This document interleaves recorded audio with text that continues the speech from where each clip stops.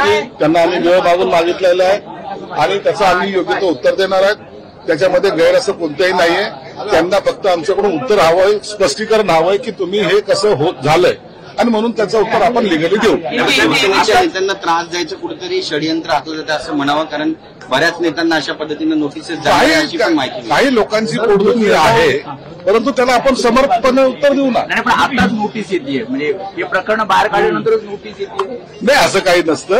सरकारचं काम करतंय, यंत्रणांचं काम करतात। मला त्यांच्यावर कोणताही ऑब्जेक्शन नाही। तुमच्यावर कुठल्या प्रकारचा दबाव आहे का सरकारकडून? माझ्यावर कोणत्याही प्रकारचा दबाव नाही आणि कोणी दबाव टाकायचा प्रयत्न सुद्धा करत नाही, म्हणून त्याची चिंता करू।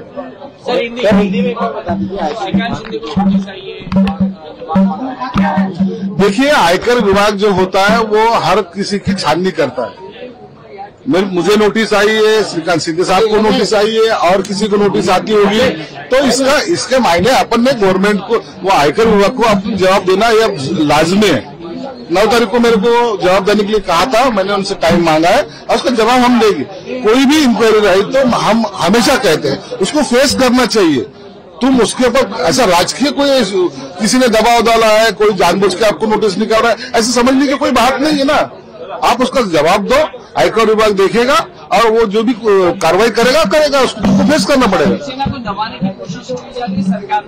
देखो, शिवसेना को दबाने की कोशिश की जा रही है ऐसा मैं नहीं कहूंगा, लेकिन ऐसे वक्त जो नोटिस आ रही है, मुझे लगता है वो एजेंसी अपना काम कर रही है। एक भ्रष्टाचार का मामला सामने आया है, योजना है जो आदिवासी छात्रों के लिए होती है, उसके खिलाफ आप आवाज उठाई है। खास करके अब्दुल साहब जो आपके मंत्री है, उनके विभाग में ज्यादातर भ्रष्टाचार होता है।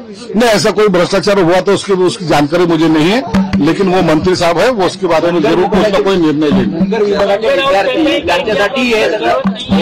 संजय राउत ये कह रहा है कि अब इंडिया ब्लॉक की जरूरत नहीं है।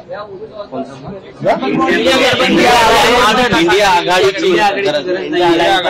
वो कभी ना महाविकास आघाड़ी के साथ रहे, ना महाविकास आघाड़ी उनके साथ रही है, तो इंडिया आघाड़ी का सवाल ही नहीं आता।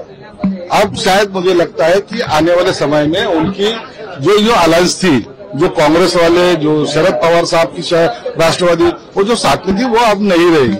जरांगे पाटील आरोप करतात तुमच्यावर की कुणबी जात प्रमाणपत्र आहे ते तुम्ही अधिकाऱ्यांवर दबाव टाकून त्यांना दिले जात नाहीये। नाही, जरांगे पाटलांचं माझं दर आठवड्याला बोलणं होत असतं।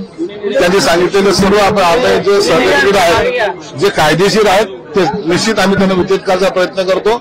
आणि आनंदाची बाब अशी आहे की त्यांच्या समोरच त्यांनी काही लोकांनी जे तक्रार केलं होतं त्याचा निपटारा सुद्धा मी केला आणि याची कल्पना जरांगे पाटलांना आहे। संजय राऊत म्हणतात की 2 भाऊ एकत्र यावे असं लोकांचा दबाव आहे, राज ठाकरे उद्धव ठाकरे, त्याच्यामुळे इंडिया आघाडी ही स्थानिक स्वराज्य संस्थांना राहणार। लोकांचा दबाव नाही, लोकांची मानसिकता अशी होती की राजकारणामध्ये भाऊबंदकी नसावी, एकत्रित यावं, त्याच्यामध्ये काही गैर पण नाहीये। ते 2 भाऊ एकत्रित आलेत, आता महायुती होते, त्यांची युती होते का नाही होते, ते आघाडी त्यांच्याबरोबर राहते का नाही राहते, हा सगळा प्रश्नचिन्ह आहे। परंतु आता संजय राऊतच वन साइड जर डिक्लेअर केलं असेल की इंडिया आघाडी आता त्यांच्यासोबत आम्ही राहणार नाहीत, याचा